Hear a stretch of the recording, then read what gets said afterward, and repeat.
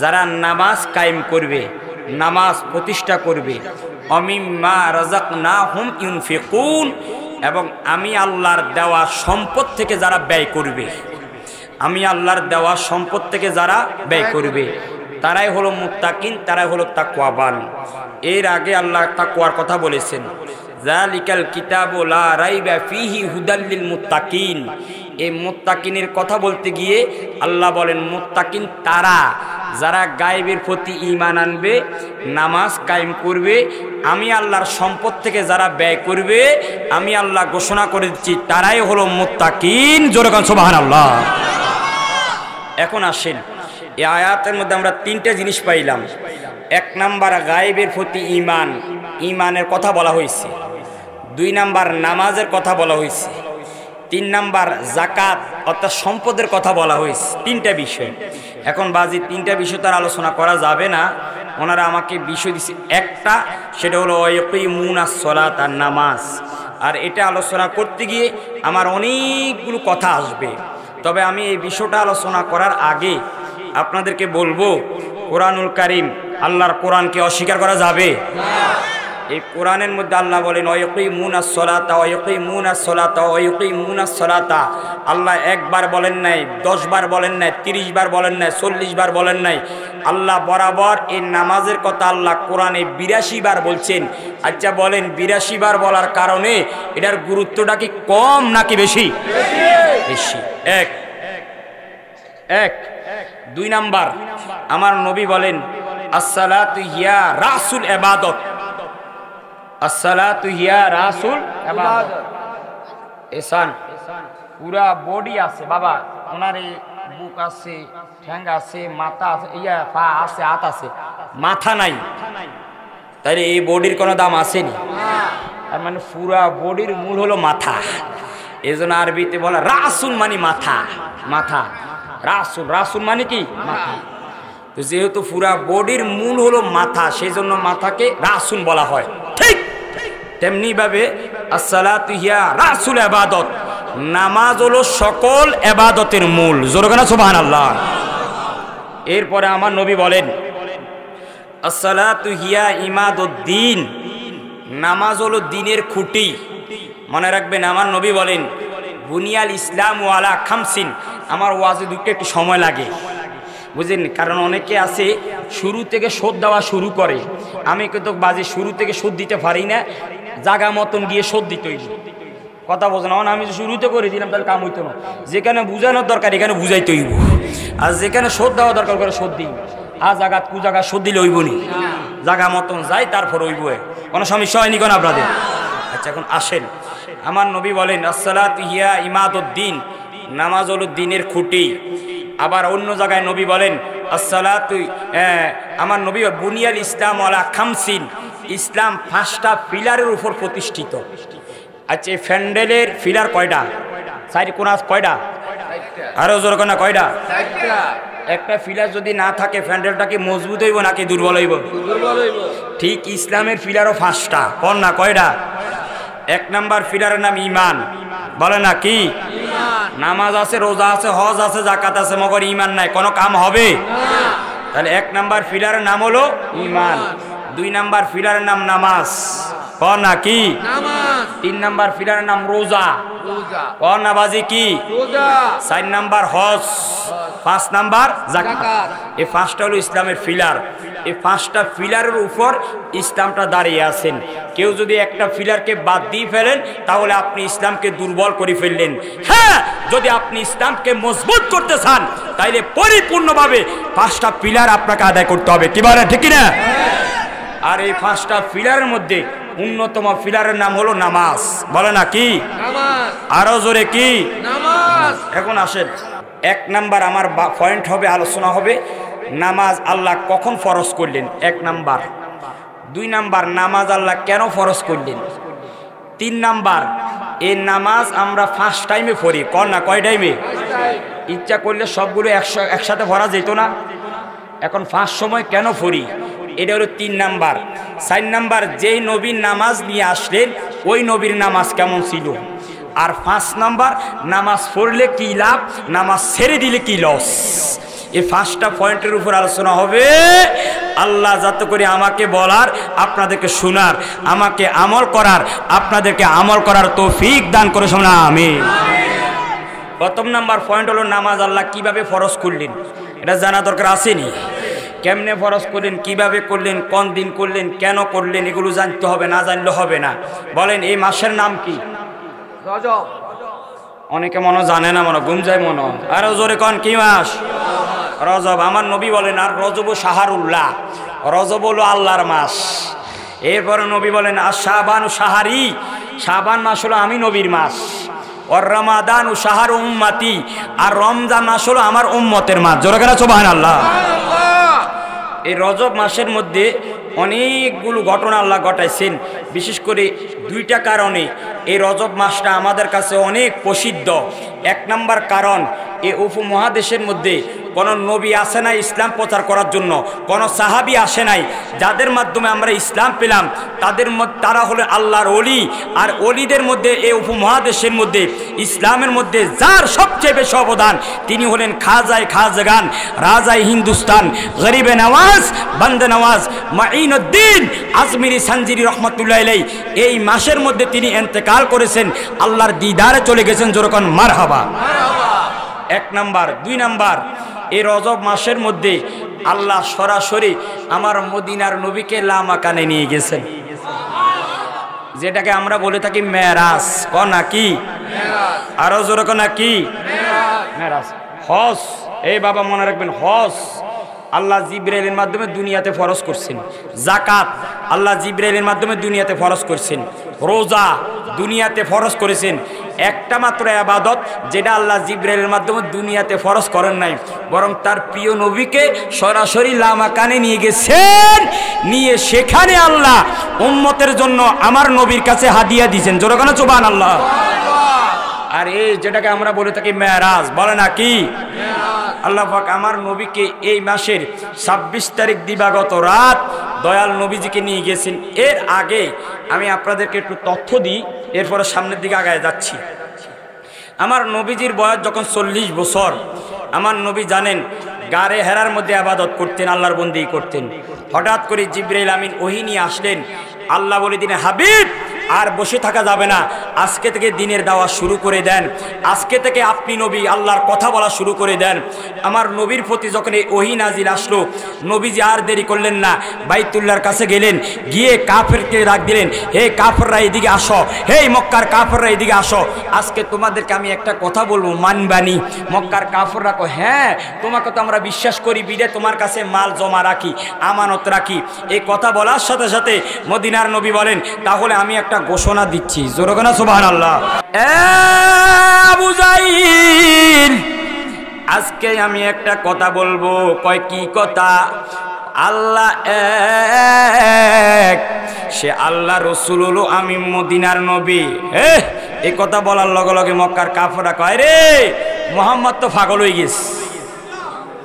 এতক্ষণ কয় যা কথা মানবি, মন যখন এটা কইছে অনক মোহাম্মদ পাগল হয়ে গেছে। আল্লাহ একটা ডাক দেখো, নবীজি আমার, না না না না, কাফেররা যতই আপনাকে নির্যাতন করুক, ও নবী গো, যতই নির্যাতন করুক, যতই কষ্ট দেখ গো নবীজি আমার, একটা সেকেন্ডের জন্য আমি আল্লাহর দ্বীনের দাওয়াত বন্ধ করা যাবে না। আমার নবী জাস্ট এমন নামটা বলে যায়, কিন্তু এগুলো এক একটা আলোচনা করলে বাজে 2-3 ঘন্টা করণ যাই। কথা বোঝেন না, আমি সরাসরি যাইতেছি আর কি। এবার আমার নবী চলে গেলেন সিদরাতুল মুনতাহার মধ্যে। মদিনার নবীজি, কামলিওয়ালা নবীজি, সিদরাতুল মুনতাহা যাওয়ার পরে এবার জিবরাইল আমিন বলেন, নবী গো, আর একটা কদম চুল পরিমাণ আমি জিবরাইল সামনের দিকে যাইতে পারবো না। জিবরাইলের ক্ষমতা শেষ। ও না, জিবরাইলের ক্ষমতা শেষ। যেখানে জিবরাইলের ক্ষমতা শেষ, সেখানে আমার মদিনার নবীর ক্ষমতা শুরু। এবার আমার নবীর জন্য স্পেশাল একটা বাহন আসলো, নাম হলো রফ। রফ রফ রফ ক কনা কি নাম? এবার আমার নবী যাইতেছেন, একটা নয় 10টা নয় 70,000 নূরের পর্দা অতিক্রম করে মদিনার নবী চলে গেলেন আরশ আজিমের কিনারা। নবী আমার আরশ আজিমের কিনারার মধ্যে গেলেন। মজার বিষয় হলো ওই সময় আমার মদিনার নবীর নুরানি কদম মোবারকের মধ্যে ওই মক্কা শরীফ যেই জুতা মোবারক পরিধান করেছেন, ওই জুতা মোবারক পরিধান করে আমার নবী আরশ আজিমের কিনারা চলে গেলেন। জোরে গান সুবহানাল্লাহ। আমার নবী চলে গেলেন আরশ আজিমের কিনারা। জোরে গান সুবহানাল্লাহ। দেখছেন অবস্থা। যখন আরশ আজিমের কিনারা গেছেন, আমার নবীর কদমের মধ্যে এখনো ওই দুনিয়াতে যে জুতা মোবারক পরিধান করছেন ওই জুতা মোবারকে পরিধান অবস্থায়। এখন আমার নবী চিন্তা করতেছেন, আরে মুসা কলিমুল্লাহ তুর পাহাড়ে উঠার সময় আল্লাহ কয়, এ মুসা জুতা খুলি ওঠো, এ মুসা জুতা খুলি ওঠো। আর দুনিয়ার একটা পাহাড়ের ক্ষেত্রে আল্লাহ বলেন জুতা খুলি আসো। আর এটা তো নূরের আরশ, এখানে কিভাবে জুতা নিয়ে উঠবো? বাবারা আমার, বন্ধুরা আমার, মদিনার নবীজি আমার দয়াল নবীজি মনে মনে চিন্তা করতেছেন জুতাগুলো আমার নবী খুলবেন। আল্লাহ একটা ডাক দেখো, নবী গো লা তাখনাল্না লাইক, ও নবী আপনি জুতা মোবারক খুলিয়েন না গো নবীজি আমার। ও নবী আপনি জুতা মোবারক খুলিয়েন না। আপনি যে জুতা মোবারক মক্কা শরীফ পরিধান করেছেন ওই জুতাগুলো নিয়ে আপনি আরশ আজিমের উপরের মধ্যে উঠে যান। আপনার জুতা মোবারকের দুলি দিয়ে আমি আল্লাহর আরশ আজিমকে ধন্য করে দেন। জোরে কোন সুবহানাল্লাহ। আরো জোরে কোন সুবহানাল্লাহ। বাবারা আমার, বন্ধুরা আমার, আমার নবী আরশ আজিমের উপরে চলে গেলেন। নবীজি আরশ আজিম থেকে এবার যাইতে যাইতে লামাকান লাজামান চলে গেলেন। যাইতে যাইতে সুম্মা দানা ফাতাদাল্লা ফাকানা কাবা কাউসান আও আদনা। যাইতে যাইতে যাইতে যাইতে আমার আল্লাহর এত নিকটবর্তী চলে গেলেন। আপনারা তীর চিনেননি? তীর চিনেননি? তীরের মাথাটা মোটা না চিকন? যেটাকে বলা হয় দনুক। দনুক বলে না, কি বলা হয়?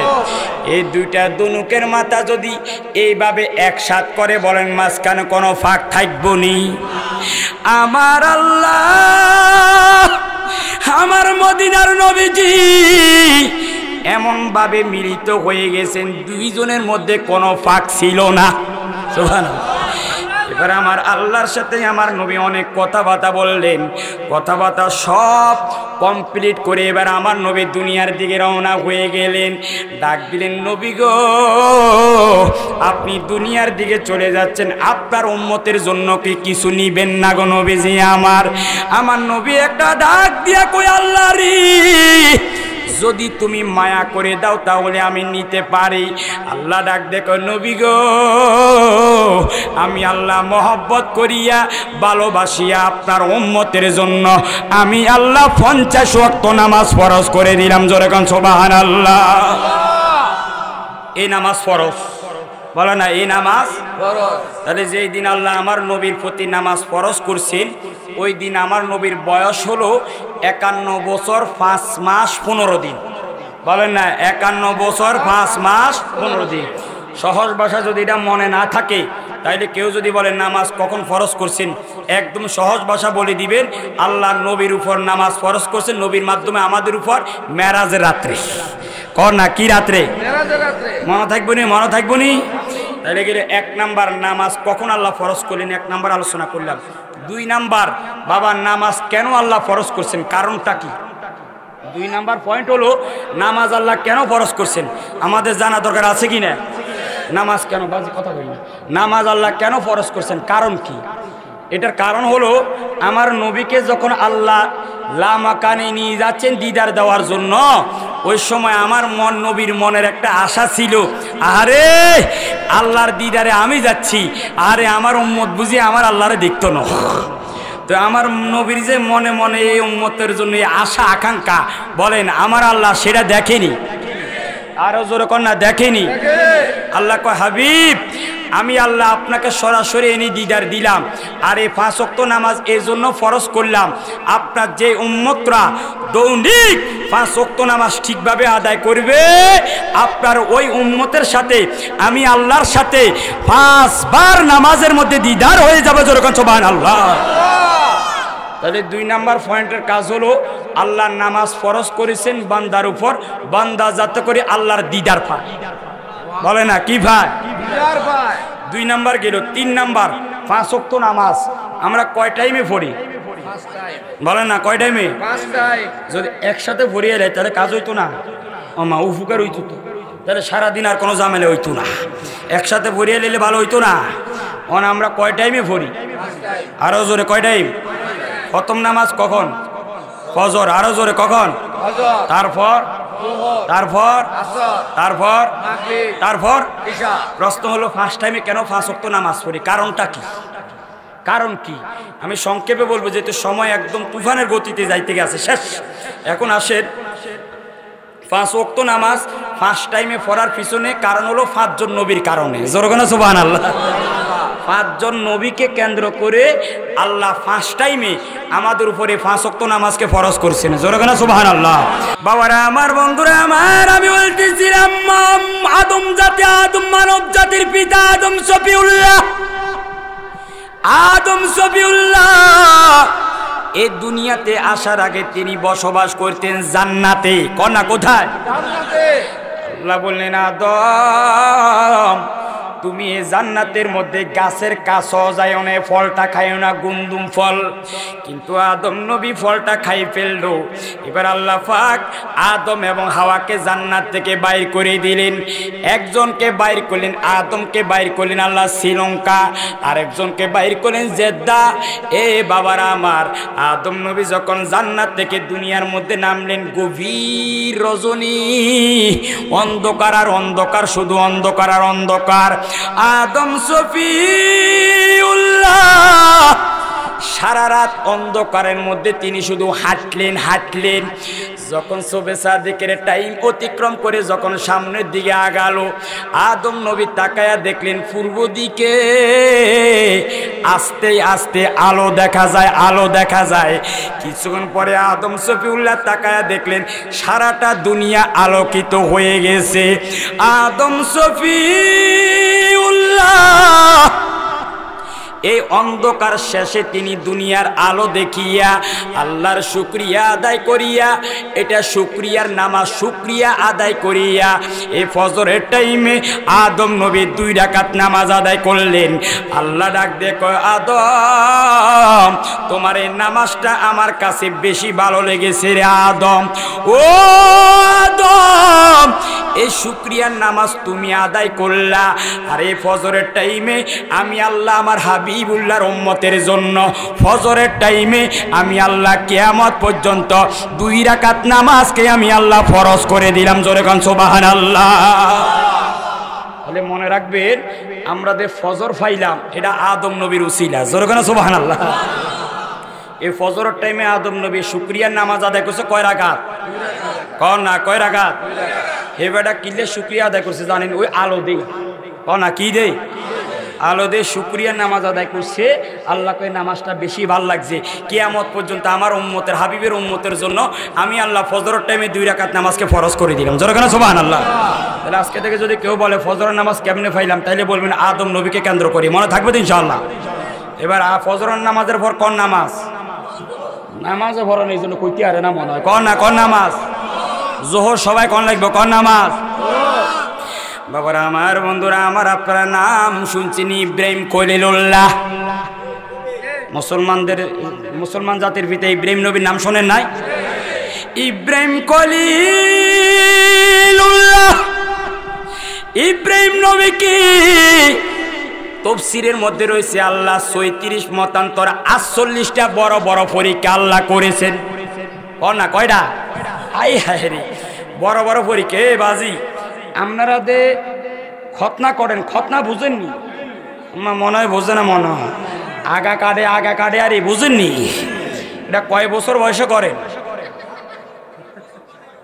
এটা বোঝে না মানে আগা কাটাতে কয় বছর 7 বছর বয়সে আর ইব্রাহিম নবীর আল্লাহকে ইব্রাহিম তুমি এখন কাটা যাইবো না জোরে কেন সুবহানাল্লাহ যখন বয়স ইব্রাহিম নবীর 90 বছর আল্লাহকে এবার ইব্রাহিম তুমি কাটতে পারো অর্থাৎ এটা ছিল ইব্রাহিম নবীর জন্য একটা পরীক্ষা কর না এই ইব্রাহিম তুমি আগুনের মধ্যে জাপ দাও ইব্রাহিম জাপ দিছে এটা ইব্রাহিম নবীর জন্য একটা পরীক্ষা ইব্রাহিম খানে কাবা তুমি পুনরায় সংস্কার করো এর ইব্রাহিমের জন্য একটা পরীক্ষা ঠিক আল্লাহ বলেন ইব্রাহিম আমি আল্লাহ তোমাকে আরেকটা বড় পরীক্ষা করব এবার কয় আল্লাহ ইব্রাহিম আল্লাহ কয় ইব্রাহিম তোমার সবচেয়ে প্রিয় জিনিস প্রিয় সন্তানকে তুমি আমি আল্লাহর জন্য কোরবানি দাও জোরে কেন সুবহানাল্লাহ বাবারা আমার বন্ধুরা আমার আমি বলতেছিলাম ইব্রাহিম খলিলুল্লাহ ইসমাইল জবিউল্লাহ বয়স যখন 14 বছর 13-14 বছর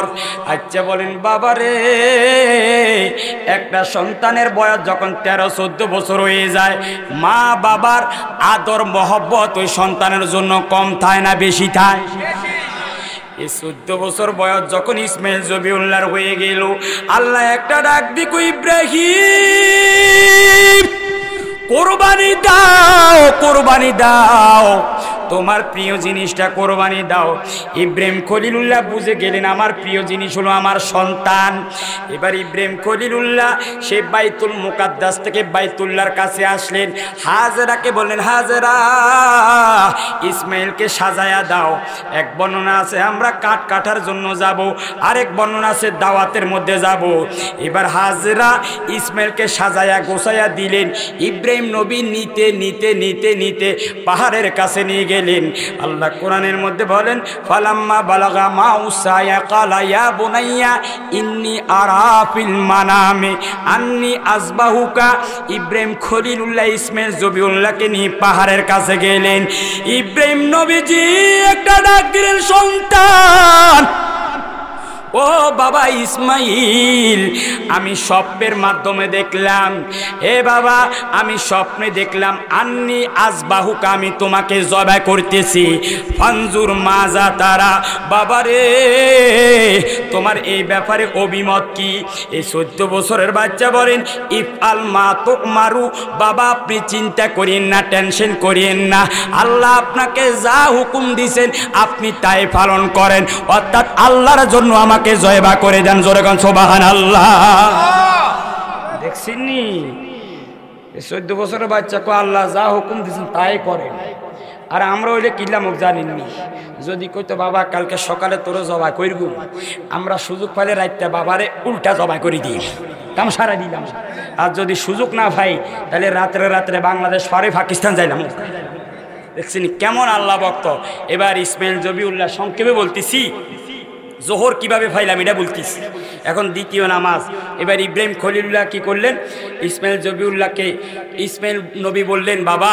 আমার দুইটা আবেদন এক নাম্বার আমার চোখ বাঁধিয়ে নেবেন হাত বাঁধিয়ে নেবেন আমার রক্ত মাখা জামাটা আমার মায়ের কাছে নিয়ে যাবেন এবার হাত বেঁধে ফেললো চোখ বাঁধি ফেললো ইসমাইলকে জমিনের মধ্যে শোয়াইলেন ইব্রাহিম ছুরি নিলেন ছুরি নিয়ে বিসমিল্লাহ পড়ি যখন গলার মধ্যে লাগাইবেন আসমানের ফেরেশতারা ডাক দিল আল্লাহ তোমার খলিল তো পরীক্ষায় পরিপূর্ণ উত্তীর্ণ হয়ে গেছে আল্লাহ আল্লাহ তোমার খলিল তোমার পরীক্ষা উত্তীর্ণ হয়েছে আল্লাহ এই ইসমাইল ছোট্ট বাচ্চাকে তুমি জবাই করিও না যখন আসমানের ফেরেশতারা ডাক দিল জমিনের ফেরেশতারা ডাক দিল আল্লাহ বলেন হে জিবরাইল আর দেরি করিও না তাড়াতাড়ি জান্নাতে চলে যাও জান্নাতে গিয়ে একটা সুন্দর দুম্বা দেখে আমার ইসমাইলের পরিবর্তে শোয়া দাও জিবরাইল সাবধান আমার ইসমাইলের যাতে করে একটা পশমও কাটা না যায় যেরকম সুবহানাল্লাহ তফসিরে রুহুল বয়ান সহ অনেক তফসিরে আছে জিবরাইল আমিন জীবনে 4 বার খুব স্পিডে আইস কর না কয়বার এই হেদিন একবার আইস জান্নাত থেকে দুম্বা লই ইসমাইল নবী জিবরাইল যখন প্রথম আসমানে আইছে কর না কনাই প্রথম আসমানে আইছে এখন আসেন জিবরাইল আমিন দুম্বা লই আইছে প্রথম আসমানে কর না কনাই আরো জোরে কনা কনাই আর এদিক দিয়ে ইব্রাহিম নবী কি করতেছে জিবরাইল প্রথম আসমান থেকে তাকায়া দেখে দে বাজি রে আই যাইতে যাইতে কাম সারাই দিব মানে কি করে দিব এবার জিবরাইল কি করছে জানেননি ওখান থেকে একটা আওয়াজ করছেন আল্লাহু আকবার জোরে কোন আল্লাহু আকবার। এখন ইব্রাহিম কয় কি রে, যেন কোনো মানুষ নাই, গাছপালা নাই, পশু পাখি নেই, এই আওয়াজ কোথায় এলো? এখন এই কোথায় আইসে কই এদিক এদিক দিয়ে তাকায়, কিন্তু সময় যায়নি, আরো জোরে কোন যায়নি। জিব্রাইলের উদ্দেশ্য হলো সময় পাস করা, কারণ আমি তো তাড়াতাড়ি যাইতেই ইন্দি নিচ থেকে আওয়াজ শুনি ইব্রাহিম নবী বলেন লা ইলাহা ইল্লাল্লাহু আল্লাহু আকবার। আর জমিনের মধ্যে শোয়া হলো কে? ইসমাইল।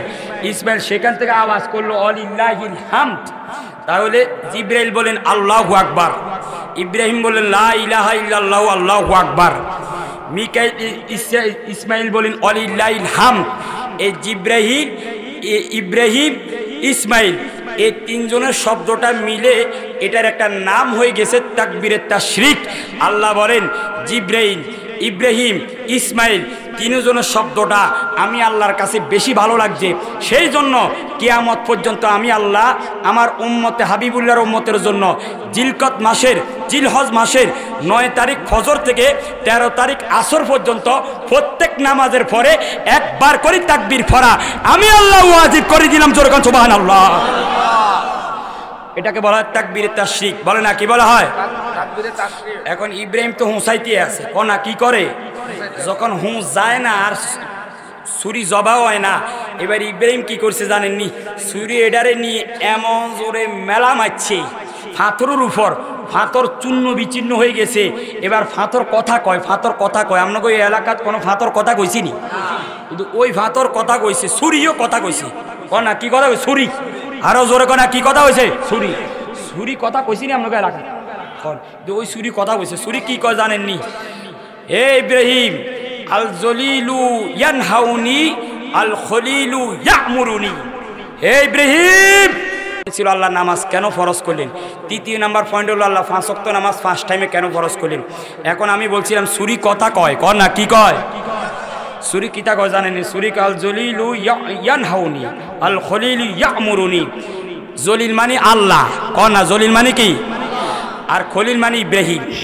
এবার ছুরি কো ও ইব্রাহিম, আল্লাহ আমারে কয় জবা না করার জন্য, আর তুমি ইব্রাহিম বলতেছো জবাই করার জন্য। হে ইব্রাহিম, আমি তোমার কথার পক্ষে নয়, আমি আমার আল্লাহর পক্ষে। জোরে কেন সুবহানাল্লাহ। এখন আসেন আমি যেটা বলছিলাম, এবার ইব্রাহিম খলিলুল্লাহ আবারও জবাই শুরু করে দিলেন। করতে করতে করতে হঠাৎ করে দেখে দে জবা হয়ে গেছে। কন না কি হয়ে গেছে? এবার চোখ বন্ধ, চোখ খুলি ছাই দে, চোখ খুলি ছাই দে। আরে ছুরির নিচে দুম্বা শুয়ে আছে, পাশে ইসমাইল দাঁড়ায় আছে, ঠিক সূর্য এদিকে বরাবর। ইব্রাহিম খলিলুল্লাহ খুশিতে আত্মহারা হয়ে এ ঠিক জোহরের টাইমে আল্লাহর শুকরিয়া আদায় করে 4 রাকাত নামাজ পড়ছে। কন না কয় রাকাত? আল্লাহ কয় ইব্রাহিমের এই 4 রাকাত নামাজ আমি আল্লাহর কাছে বেশি ভালো লেগেছে, সেই জন্য আমি আল্লাহ কিয়ামত পর্যন্ত এই জোহরের টাইমে আমার হাবিবুল্লাহর উম্মতের উপর ঠিক এই জোহরের সময় আমি আল্লাহ 4 রাকাত নামাজকে ফরজ করে দিলাম। জোরে কেন সুবহানাল্লাহ। তাহলে ফজর কোন নবী? আরো জোরে কোন নবী? আদম না। আর জোহর ইব্রাহিম নবী। আরো জোরে কোন নবী? আরেকজন নবী আছে। এবার জোহরের পরে কোন নামাজ? বাজি অনেকে কয় না নামাজ পড়ো না তুই এলে আর কি। আরো জোরে কোন নামাজ? আসর। আসরের নামাজ একজন আল্লাহর নবী ছিল হযরত উযাইর আলাইহিস সালাম। উনি বলেন আল্লাহ হাজার হাজার বছর পরে তুমি কিভাবে মানুষের কবর থেকে জিন্দা করবে, হাসর কেমন হইবে, কিভাবে সম্ভব? আল্লাহ কো উযাইর তুমি চাইতে চাওনি? কহ আল্লাহ চাইতাম চাই। আল্লাহ কো জিবরাইল যাও উযাইরের রুহুটা কবজ করে ফেলো। উযাইরের রুহু কবজ করে ফেলছেন। বরাবর 100 বছর পরে আল্লাহ উযাইরের বডির মধ্যে রুহু ফেরত দিছেন। উযাইর জিন্দা হয়েছে। আল্লাহ কো উযাইর কয় বছর তুমি ঘুমিয়েছিলা? নাম বলছে উযাইর, বলেন না হযরতে উযাইর। এবারটা কয় 100 বছর পরে আল্লাহ জিন্দা করছে। উযাইর কয় বছর ঘুমা ছিলেন? ও আল্লাহ 2-3 ঘন্টা ঘুমা ছিলাম। জোরে কেন সুবহানাল্লাহ। অথচ কয়শো বছর? আল্লাহ কো উযাইর না না না না না, তুমি বরাবর তোমার বডির মধ্যে 100 বছর রুহু ছিল না। উযাইর আল্লাহর এই আশ্চর্য ধরনের অবস্থা দেখে ওজায় ঠিক সূর্য পশ্চিম দিকে ঢেলে গেছে আসর টাইম। আল্লাহর এই অবস্থা দেখে, আল্লাহর ক্ষমতা দেখে ওজায় আল্লাহর শুকরিয়া আদায় করে আসর টাইমে 4 রাকাত নামাজ আদায় করছেন। আল্লাহকে ওজাইরের নামাজটা আমার কাছে ভালো লাগছে, কিয়ামত পর্যন্ত এই আসর টাইমে এই 4 রাকাত নামাজকে আমি আল্লাহ আমার হাবিবের উম্মতের জন্য ফরজ করে দিলাম। জোরে কেন সুবহানাল্লাহ। তাহলে কয় ওয়াক্ত গেছে আর বাকি আছে কয় ওয়াক্ত? কোন ওয়াক্ত? সামনে কোন ওয়াক্ত? মাগরিব। আরো জোরে কোন না কয় ওয়াক্ত? কয় ওয়াক্ত? কয় রাকাত পড়েন? আরে ফরজ কয় রাকাত পড়েন? 3 রাকাত। হযরতে দাউদ আলাইহিস সালাম নাম শুনছেন নি? হে বেটা, অনেক দিন ধরে আল্লাহর কাছে একটা প্রার্থনা করতেছে যে কোনো একটা বিষয়। আল্লাহ দাউদ নবীর দোয়া কবুল করছেন এই মাগরিবের টাইমে। দাউদ নবী আল্লাহর শুকরিয়া আদায় করছে, নামাজ শুরু করছেন, নিয়ত করছেন 4 রাকাত। না কয় রাকাত? আমরা মাগরিব পড়ি কয় রাকাত?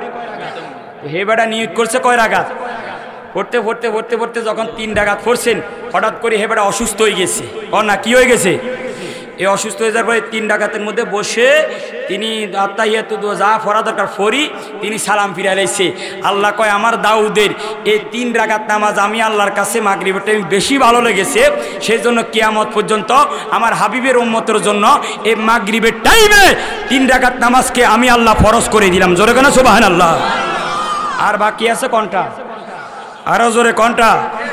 এশা। এশা আমার নবীকে কেন্দ্র করে আল্লাহ এই এশার 4 রাকাত নামাজ ফরজ করছে। তাহলে মোট কয়জন নবী? আরো জোরে কয়জন? আর আমরা ফরি কয় ওয়াক্ত? ফজর হলো আদম নবী, বলেন ফজর কোন নবী? জোহর ইব্রাহিম নবী, বলেন না জোহর কোন নবী? আসর কোনছে? হযরত উযাইর আলাইহিস সালাম। আর মাগরিব হলো দাউদ নবী, আর এশা হলো আমার দয়াল নবী। জোরে কোন সুবহানাল্লাহ। এই 5 জন নবীকে কেন্দ্র করে 5 ওয়াক্ত আমরা নামাজ পড়ি। বাজে এতটুকু থাকলাম, আমি কিন্তু একদম সারি সারি কোনো রকম কদুর কইছি, বেশি কইন। আমি 3টা পয়েন্টের উপর আলোচনা করছি, 5টা পয়েন্টের আলোচনা করার কথা ছিল, 2টা আপাতত বাদ দিলাম। 1 নম্বর নামাজ কখন ফরজ করলো, 2 নম্বর কেন নামাজ ফরজ করলেন, 3 নম্বর ফার্স্ট টাইমে কেন 5 ওয়াক্ত নামাজ পড়ি, আর 4র্থ নম্বর পয়েন্ট ছিল আমার নবীর নামাজ কেমন ছিল যিনি নামাজ নিয়ে আসলেন, আর 5ম নম্বর নামাজ পড়লে কী লাভ, ছেড়ে দিলে কী লাভ, এগুলো আর আলোচনা করতে পারলাম না, এতটুকুর মধ্যে রাখলাম। তবে আপনাদের কাছে আমার একটা আকুল আবেদন সর্বশেষ, আপনাদের কাছে বাবা, আমাদের হায়াত খুব কম, এই কম হায়াতের মধ্যে আমাদের হায়াতের বাজেট খুব কম, এই কম হায়াতের মধ্যে যত বেশি আমল করতে পারবেন ততই আপনার বেশি সম্বল হবে। সেই জন্য আমলের মধ্যে শ্রেষ্ঠ আমল হলো নামাজ। প্রথম ঈমান, তারপরে নামাজ। নামাজ পড়বেন 5 ওয়াক্ত। নামাজ এই নামাজ পড়লে আল্লাহ রিজিক বাড়াই দিবে। নামাজ পড়লে আপনার চেহারা সুন্দর হয়ে যাবে। নামাজ পড়লে মানুষ আপনাকে সম্মান করবে, ইজ্জত করবে। নামাজ পড়লে আল্লাহর কাছে আপনি দামি মানুষ হয়ে যাবেন। সেই জন্য 5 ওয়াক্ত নামাজ পড়েন, ইবাদত বন্দি করবেন, মা বাবার খেদমত করবেন। আমি এই 3টা পয়েন্টের আলোচনা সংক্ষেপে করি, আমার আলোচনা আমি এখানে ইতি টানলাম।